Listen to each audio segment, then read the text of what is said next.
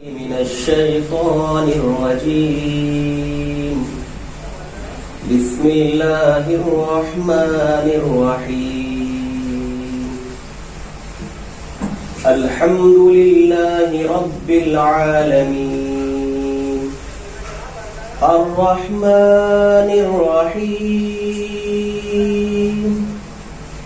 मालिकि यौमिद्दीन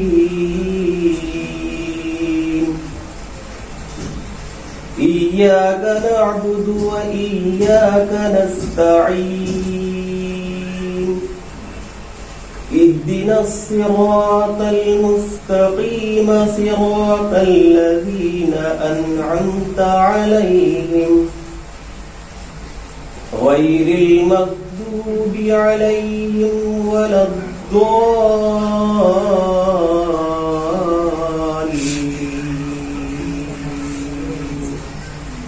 आमीन।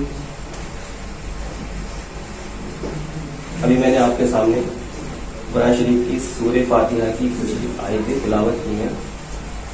अब मैं आपके सामने इसका अर्थ पेश करना चाहता हूँ, यानी इसका मीनिंग। बिस्मिल्लाहिर्रहमानिर्रहीम, यानी शुरू करता हूँ अल्लाह के नाम से जो बड़ा मेहरबान और निहायत रहम वाला है। अल्हम्दुलिल्लाहि रब्बिल आलमीन, जोर से सब तारीफें अल्लाह के लिए है जो तमाम जहानों का पालने वाला है। अर्रहमानिर्रहीम, जो बड़ा मेहरबान है और निहायत रहम वाला है। मालिक यौमिद्दीन, यानी जो बदले के दिन का मालिक है, यानी जो हम यहाँ दुनिया में हैं और अच्छे बुरे जो काम हम यहाँ पर करेंगे उसके बाद में एक आखिरत का दिन होगा। उस दिन हमारा हिसाब किताब हमारा प्रभु, हमारा ईश्वर यानी अल्लाह ताला हमसे लेगा। इय्याक नअबुदु व इय्याक नस्तईन, हम तेरी ही इबादत करते हैं और तुझी से मदद मांगते हैं। इहदिनस सिरातल मुस्तकीम, हमें सीधे रास्ते की हिदायत फरमा। सिरातल लज़ीना अनअमता अलैहिम, उन लोगों की जिन पर तूने इनाम फरमाया। गैरिल मग़दूबि अलैहिम वलद्दाल्लीन, और उन लोगों के गज़ब से बचा और उन लोगों के रास्ते से बचा जिन पर तूने गज़ब फरमाया, यानी कि जिन पर तूने अपना गुस्सा नाज़िल किया, उन लोगों से हमें बचा।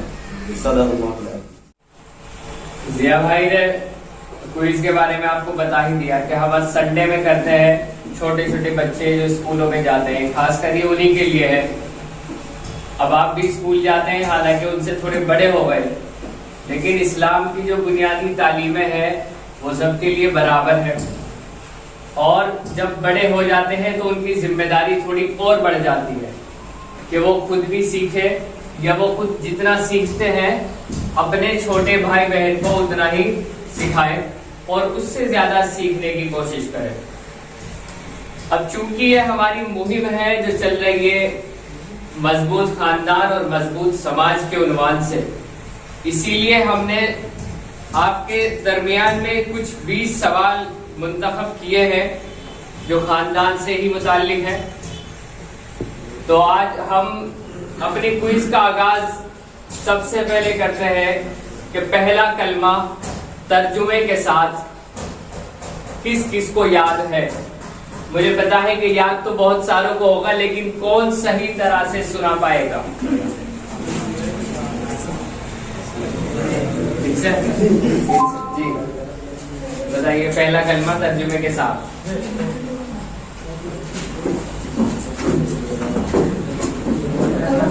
जी कलमा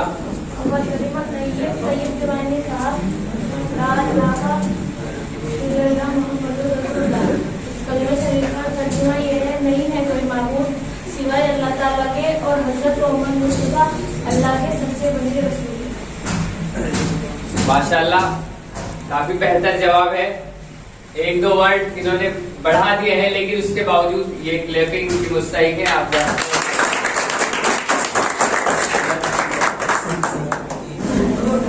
और कोई है कि जो बिल्कुल सही एक्यूरेट सुना सकता है? सुनाइए।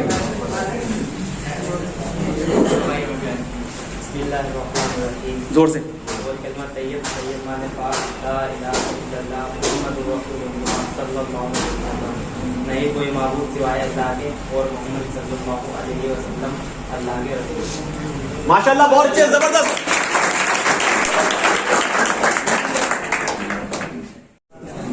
दूसरा कलमा तर्जुमे के साथ, दूसरा कलमा तर्जुमे के साथ किस किस को याद है? एक ही हाथ उठ रहा है सिर्फ, तो जवाब भी एक से ले लिया जाए। जी बताइए। दूसरा कलमा शहादत, शहादत का माना गवाही देना। अशहदु अल्ला इलाहा इल्लल्लाह व अशहदु अन्ना मुहम्मदन रसूलुहु व रसूलुहु। तर्जुमा, मैं गवाही देता हूँ कि अल्लाह के सिवा कोई माबूद नहीं है और हजरत मोहम्मद सल्लल्लाहु अलैहि वसल्लम अल्लाह के रसूल और उसके रसूल हैं। करेक्शन कीजिए, थोड़ी मिस्टेक है इसमें। एक बार फिर दोबारा बता दीजिए। तर्जुमा बताइए एक बार। दूसरा कलमा शहादत, शहादत के माने गवाही देना। अशहदु अल्ला इलाहा इल्लल्लाह व अशहदु अन्ना मुहम्मदन अब्दुहु व रसूलुहु। तर्जुमा, मैं गवाही देता हूँ अल्लाह के सिवा कोई माबूद नहीं और मैं गवाही देता हूँ हजरत मोहम्मद सल्लल्लाहु अलैहि वसल्लम अल्लाह के बंदे और उसके सच्चे रसूल हैं। माशाल्लाह, बहुत अच्छे, जबरदस्त। सच्चे वर्ड नहीं है वैसे इसके अंदर, लेकिन इन्होंने करेक्ट कर लिया कि दो बात की गवाही देनी है। गवाही इस बात की कि हजरत अल्लाह के सिवा कोई इबादत के लायक नहीं, और गवाही इस बात की कि हजरत मोहम्मद अल्लाह के रसूल हैं। बहुत अच्छे, माशाल्लाह, जबरदस्त। आदिल भाई नेक्स्ट। अगला सवाल, हमारे नबी हजरत मोहम्मद सल्लल्लाहु अलैहि वसल्लम की कितनी बीवियां कुंवारी थी? कितनी बीवियां कुंवारी थी? किस किस को मालूम है? एक हाथ उठाए, मालूम आपको? नाम ही बताना है उनका। नाम? हाँ, नाम भी बता। किस किस को मालूम है भाई? कितनी बीवियां कुंवारी थी और उनके नाम क्या क्या थे? हजरत मोहम्मद की कितनी बीवियां कुंवारी थी, उनके नाम क्या हैं? अच्छा, जिसको नाम नहीं पता उसके लिए नाम पता? अब ये एक है, इसको आप नहीं कर सकते ना। चलिए ठीक है, ठीक है, पूछिए। चलो भाई, नाम बताइए। वो बताइए कितनी बीवियां कुंवारी थी, किसको पता है? तीन बीवियां कुंवारी थी। नाम बता सकता है कोई तीन के? एक का नाम कौन बताएगा? एक का जैनब, और दूसरी तीसरी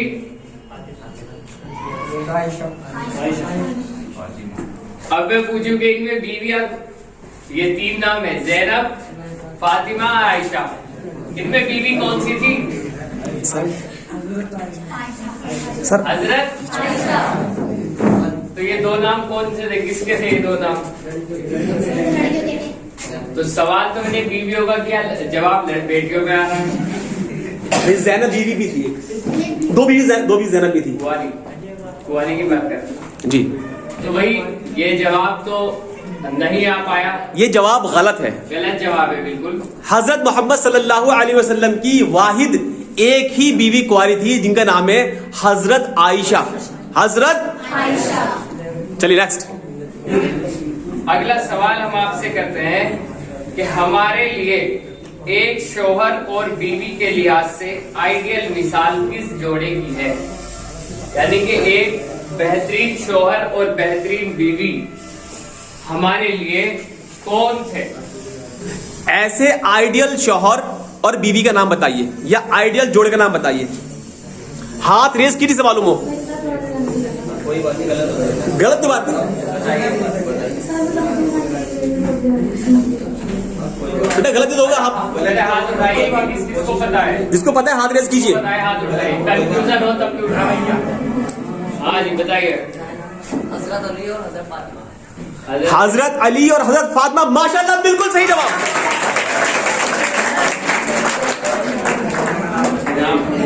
एक और कोई बताए सेम, कोई और बताए। एक जोड़ा तो आ गया ना, किसी और जोड़े की मिसाल पेश कीजिए। आप बताइए, बता दीजिए। क्या बताया? अच्छा ठीक है, नहीं ये जवाब नहीं है। बैठ जाओ बेटा। कोई और? इनका जवाब सही है, लेकिन इससे बेहतर जवाब है हमारे लिए अगर कोई आइडल है, बताओगे? बताइए बताइए बताइए बताइए। अरे उठिए। तो बनी गलत हो ना। मोहम्मद सल्लल्लाहु अलैहि वसल्लम और बीवी हजरत, माशाल्लाह सही जवाब ये भी है और ये ज्यादा बेहतर है। लेकिन चूंकि ये 3-4 लड़कों ने मिलकर दिया इसलिए इनको प्राइज नहीं दिया जाएगा। देखिए हमारे लिए जो आइडियल है वो कौन है? अल्लाह के रसूल हजरत मोहम्मद हमारे लिए कौन है? आइडियल है। तो इस लिहाज से हजरत मोहम्मद की हम कोई मिसाल ले सकते हैं। हजरत मोहम्मद या अम्मा आयशा, साथ में हजरत मोहम्मद, हजरत जैनब, हजरत मोहम्मद, हजरत Khadija. The best one is one हजरत मोहम्मद, हजरत खदीजा।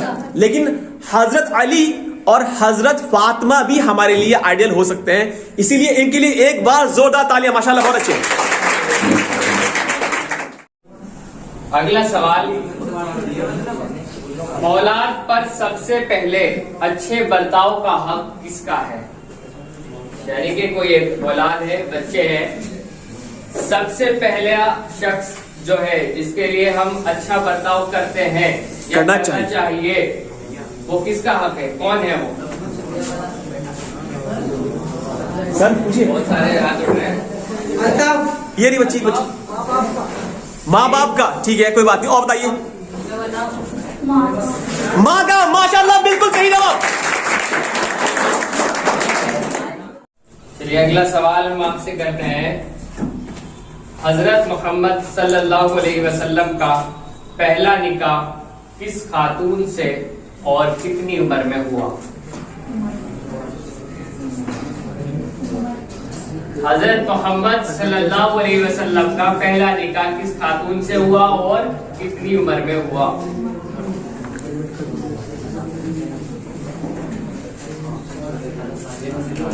चलिए उम्र डाल दीजिए, उम्र नहीं बता पाए तो ये किससे हुआ पहला? बताइए। हजरत खदीजा, अल्लाहु अकबर। माशाल्लाह बिल्कुल सही जवाब। कितनी उम्र में हुआ? कितनी उम्र में हुआ? 25 साल। 25 साल। हजरत मोहम्मद की उम्र उस वक्त 25 साल थी और हजरत खदीजा की उम्र 40 साल थी। तो यहाँ से हमको ये बात भी पता चलती है कि शौहर से ज्यादा बीवी की उम्र हो सकती है, यानी कि बीवी शौहर से उम्र में ज्यादा भी हो सकती है। ये कोई अलग या अजनबी बात नहीं है, क्योंकि अल्लाह के रसूल ने ऐसा करके दिखाया है। अगला सवाल, इस्लाम के 3 बुनियादी अकीदे कौन कौन से हैं? इस्लाम के 3 बुनियादी अकीदे कौन कौन से हैं? सिर्फ हाथ रेस की बोली। हाथ उठाए, एक हाथ उठ रहा है भाई, 2, 4 हाथ उठ रहे हैं।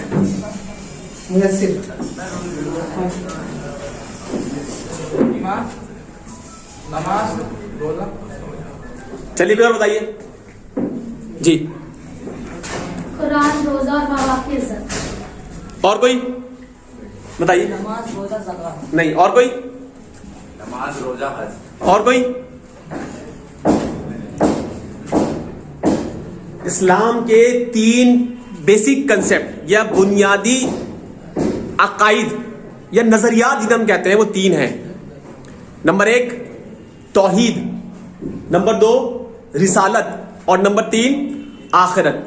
तौहीद का मतलब यह है कि ईश्वर एक है, वो तमाम जहानों का रब है, सिर्फ वही इबादत के लायक है, यह है तौहीद। रिसालत, उस ईश्वर ने इंसानों को समझाने के लिए दुनिया में अपने दूत भेजे या पैगंबर भेजे। इसमें मैं बता नहीं रहा हूं, ये सवाल अभी है हमारे पास बाकी, पहले और आखिरी नबी का नाम, इसलिए मैं खोल नहीं रहा हूं, यहां सवाल में आएगा वो। और नंबर 3, मरने के बाद हमें ईश्वर के समक्ष खड़ा होना है, ईश्वर के सामने जाना है और जवाबदेह होना है। 3 कंसेप्ट है, तौहीद, रिसालत और आखिरत। आखिरत मतलब मरने के बाद एक दिन दोबारा जिंदा होना है और ईश्वर हमसे हमारे कामों का हिसाब लेगा। और उसके बाद क्या होगा? जो कामयाब होगा उसे मिलेगी जन्नत और बाकी हम जानते हैं जहन्नम। देखिए आपने जो जवाब दिए थे वो नमाज, रोजा, ज़कात, हज, ये सब ईमान लाने के बाद की बात है। इस्लाम में जब कोई बंदा दाखिल होगा उसके बाद ये सारी ड्यूटी, ये फर्ज शुरू होंगे। तो हमने बुनियादी चीज पूछी थी बेसिक, और बेसिक आपको सर ने बता दी। अगला सवाल हम आपसे करते हैं, ईमान क्या है? ईमान क्या है? ईमान का क्या मतलब है? बताए। अल्लाह और अल्लाह के नबी की बात को और ओके बताए जी, बताए बताए बताए बेटा बताए। गुड़िया बताओ आगे। ईमान का मतलब कि अल्लाह को एक माना और मोहम्मद सल्लल्लाहु अलैहि वसल्लम अल्लाह के रसूल है, और दिल से यकीन हो और कलमे को मानता हो सच्चे दिल से। कोई और बताए। बस ईमान लफ्ज डिफाइन करना कि ईमान आखिर ये वर्ड जो है वो क्या है। अल्लाह को एक मानना। नहीं, ये तो आप बिलीव बता रहे हो अपना, ये तो तौहीद है। ये तो तौहीद हो गया ना, बिलीव हो गया, यकीन है आपका। लेकिन ईमान वर्ड जो ईमान है उसका मतलब क्या है? चलिए मैं बता रहा हूं, कोई बताएगा? मैं बताऊं। दो वर्ड का कॉम्बिनेशन है ये, इल्म, अल्लाह की बातों पे चलना। इल्म और यकीन। जब हमें किसी बात का इल्म होता है और उस बात को हम मानने लगते हैं, उसे बोलते हैं हम ईमान। क्या कहते हैं उसको? तो इल्म जो है दो चीजों का नाम है, इल्म और यकीन।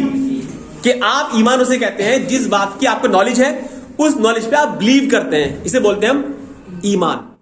अगला सवाल हम आपसे करते हैं, ईमान बिल गैब क्या है? ईमान बिल गैब क्या है? गैब के मायने बताएं, बताइए। ईमान बिल गैब गैब की बातों पर ईमान लाना। हाँ, वो गैब की बातें क्या है? गैब की बात है। जो हमने देखना, बताओ एग्जाम्पल के तौर पे। हमें पता है अल्लाह है, पर हमने देखना। दूसरा, जन्नत है वो, वेरी गुड। तीसरा, चौथा, फरिश्ते, वेरी गुड, माशाल्लाह, जबरदस्त, जोरदार तालियां के लिए। ईमान बिल गैब का मतलब यह है कि बिन देखे ईमान लाना, यानी कि जिस चीज को मैंने नहीं देखा, मैं सोच नहीं सकता उसके बारे में, मैं छू नहीं सकता, ना मेरी आंखें देखती है, ना कान सुन सकते हैं, लेकिन मैं मानता हूं, उसको बोलते हैं ईमान बिल गैब। और वो कितनी चीजें हैं? ईमान लाया मैं अल्लाह पर, उसके नबियों पर, उसकी किताबों पर, उसके फरिश्तों पर, मरने के बाद दोबारा जिंदा होने पर, और अच्छी बुरी तकदीर पर। अगला सवाल जो बहुत ही आसान है, हजरत मोहम्मद सल्लल्लाहु अलैहि वसल्लम की अम्मी और अब्बू के नाम बताइए। निहायत ही आसान सवाल। बहुत आसान। जिसका नंबर नहीं आया कोशिश करें कि जवाब उससे ले। माँ का नाम हजरत आमना और वालिद का नाम हजरत अब्दुल्ला। जबरदस्त, क्या बात है, माशाल्लाह।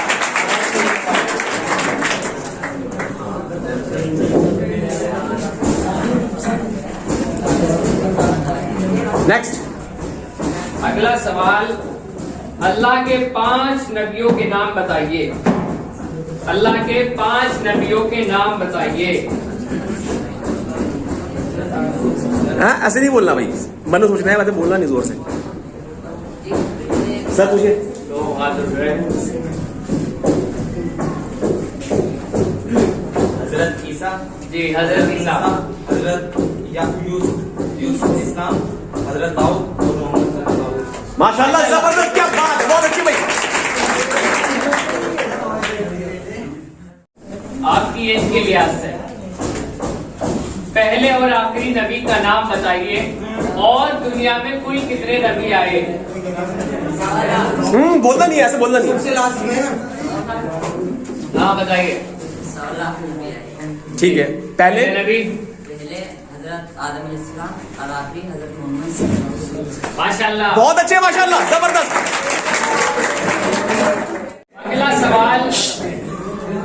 अगला सवाल हम आपसे करते हैं, मरने के बाद कब्र में कौन कौन से सवाल किए जाएंगे?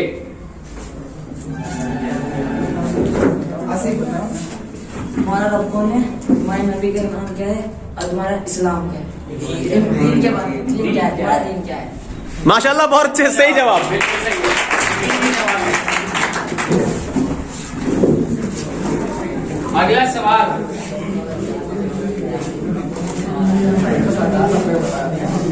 अगर कोई लड़की माँ बाप की मर्जी के खिलाफ निकाह करती है तो क्या निकाह हो जाता है? अगर कोई लड़की वालिदैन की मर्जी के खिलाफ छुप के निकाह करती है तो क्या ऐसा निकाह जायज है? ऐसे बोलोगे तो कैसे मालूम पड़ेगा? कोई एक हाथ रेस करो ना पहले। अच्छा, एक आवाज में बोलो सर जरा। इनसे पूछे बहन से, बेटा बताओ। नहीं। माशाल्लाह, बिल्कुल सही जवाब। क्यों? हदीस में आता है हजरत मोहम्मद ने फरमाया ऐसा निकाह बातिल है जो अपने वली की रजामंदी के खिलाफ किया जाए।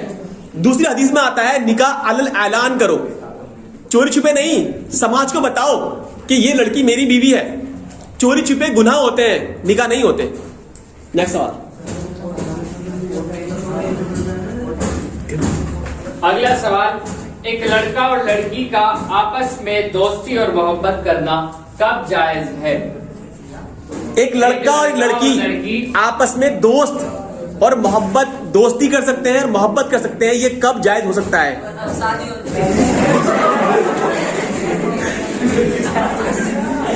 बिल्कुल सही जवाब।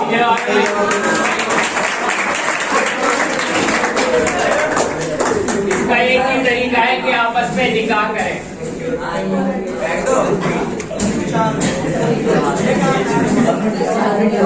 लेकिन भाई एक मिनट, हमें मौका दीजिए पूछने का, पहले मत बोलिए। अगला सवाल, रोजे महशर में किए जाने वाले सवालात कौन से हैं? रोजे महशर में किए जाने वाले सवालात कौन से हैं? हिसाब किताब के दिन किए जाने वाले सवालात बताइए।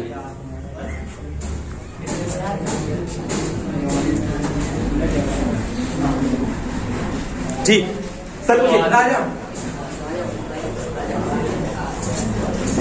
जवानी बीती वो कहाँ पर बात करें, दौलत बीती वो कहाँ गवाई, बुढ़ापा दिया था उसे कहाँ मिलेगा। एक और इल्म दिया था कितना सिखाया, और क्या बताएगा? अच्छा जवाब।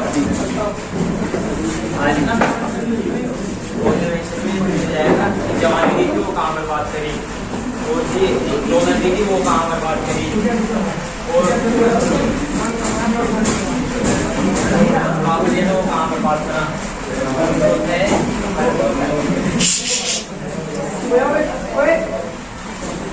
कि तुमने दुनिया को भेजा तो तुम अपने साथ क्या करा? चलिए, सवाल ऑलमोस्ट सेम है लेकिन जवाब चुके पहले इनके लिए एक बार क्लैपिंग कर दीजिए। बहुत अच्छे, माशाल्लाह। बट मैं रिवाइज कर रहा हूँ, थोड़ा सा कहने में थोड़ी फर्क है। नंबर एक, पहला सवाल ये होगा इल्म कितना सीखा, उस पर कितना अमल किया, नॉलेज कितनी गेन की और उस नॉलेज को अपने प्रैक्टिकल लाइफ में कितना लेकर आए। नंबर दो, जवानी कहाँ गुजारी, बर्बाद नहीं, कहाँ गुजारी, अच्छा किया या बुरा किया बताओ। और नंबर तीन, जिंदगी किस काम में गुजारी। और नंबर चार, पैसा कहां से कमाया और कहां पे खर्च किया। अगला सवाल, दो सवाल बचे हैं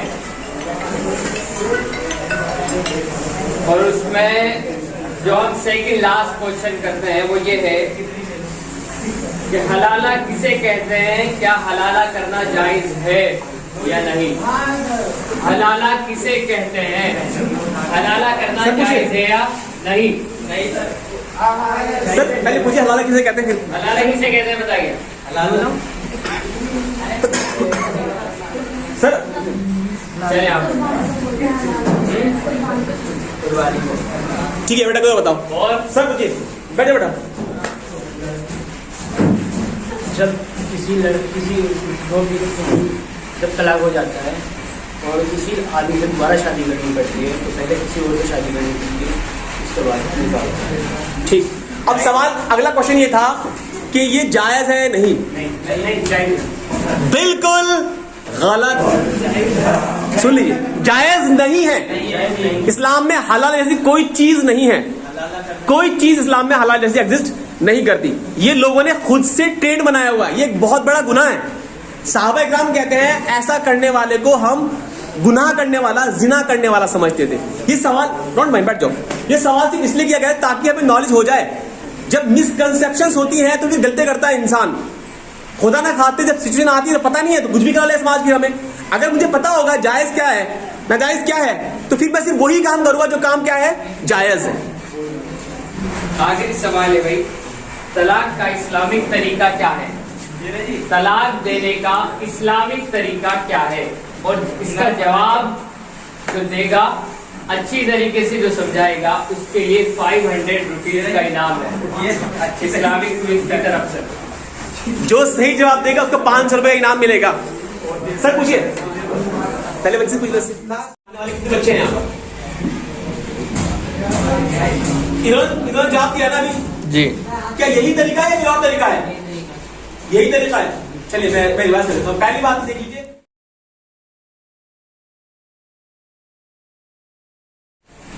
समझ में आई कि नहीं आई? ठीक, अगर समझ में आई तो सेम मैं रिपीट करता हूँ, जो सही समझाएगा 500 के नाम कंटिन्यू मिलेगा उसको।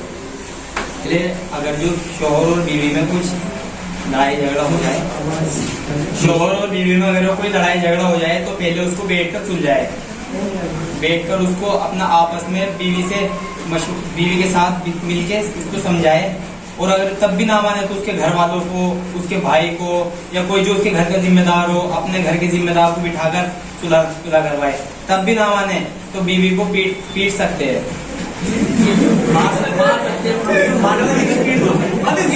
इस तरीके से जैसे एक मौत को बच्चों को मारती है ताकि उसको कोई पीट ना पड़े। ठीक है। तो तब भी ना माने तो फिर एक तलाक दे सकते हैं। तब तक पहले तलाक दे दी तो 3 पीरियड तक ये तुम्हारी बीवी है, 3 पीरियड तक वो तुम्हारी बीवी है। अगर 3 पीरियड उसमें अगर तुम उसके साथ सुलह कर सकते हो, तुम बात बन गई तो तुम सुलह कर सकते हो उसके साथ। क्या बोलते सर? रुजू कर सकते हो तुम उसके साथ। फिर अगर जो 3 पीरियड गुजर गए तो वो निकाह टूट गया, फिर एक तलाक फिर दे सकते हो तुम। निकाह टूट गया तो मतलब कि निकाह टूट गया ना? नहीं, मतलब कि अब तुमने कहा है कि पीरियड गुजर गए, पीरियड तो निकाह टूट गया। नहीं,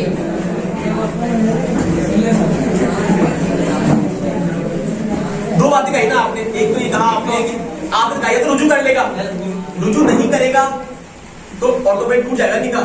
कब? टाइम गुजरते ही टूट जाएगा ना। अगर इन 3 पीरियड में रुजू कर लिया तो निकाह कंटिन्यू है, वरना टूट गया। अब आगे वो तब निकट टूट गया। एक पीरियड गुजर रहा है, वो 3 पीरियड गुजर रहा है, निकट टूट गया, लेकिन वो तब भी तुम्हारी बीवी नहीं।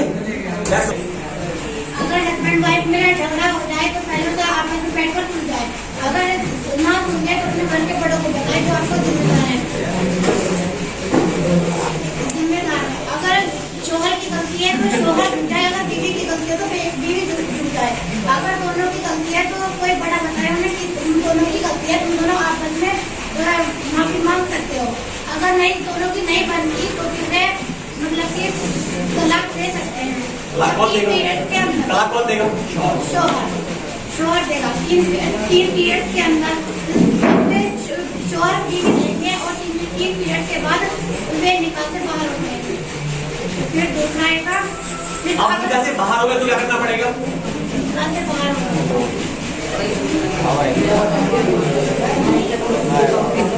एक मिनट ट्राई कर रहे निकाह से बाहर हो गए, एक घर में लेंगे। पीरियड की टीचर का एक घर में रहेंगे, एक साथ रहेंगे, शायद वो पूरा खर्च उठाएगा और रात को अलग हो जाएगा। सुन लीजिए भाई। शौहर और वाइफ में लड़ाई हो जाए तो पहले उसको यह है कि उसको लड़ाई को आपस में सुलझाए, फिर अगर ना सुलझे तो किसी जिम्मेदार को बताएं, और फिर उसके बाद भी मतलब अगर ना सुलझे तो शौहर 3 पीरियड तक रुके, मतलब लड़की को एक तलाक दे 3 पीरियड के बीच में। और 3 पीरियड, एक तलाक देने के बाद 3 पीरियड, और लड़की की गलती है तो लड़की को सुलझाए। पहले की आप सुनिए, आप बात कीजिए तलाक से। तलाक कितनी देर पहले? पहले तो एक तलाक दो, ठीक है, फिर 3 पीरियड तक मतलब रुक जाए, फिर उसके बाद अगर मतलब तस्दीक की ना बनी तो फिर शौहर